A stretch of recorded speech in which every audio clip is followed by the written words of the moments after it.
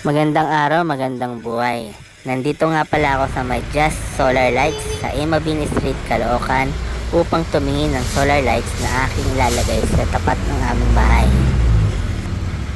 At ang napili ko nga pala mga karekomendado ay ang solar lights na may 100 watts at ang liwanag na binibigay niya ay wide.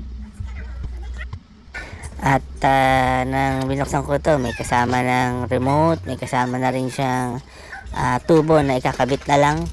DIY na to mga karekomendado. Kaya ikakabit na natin to. Tara, let's go!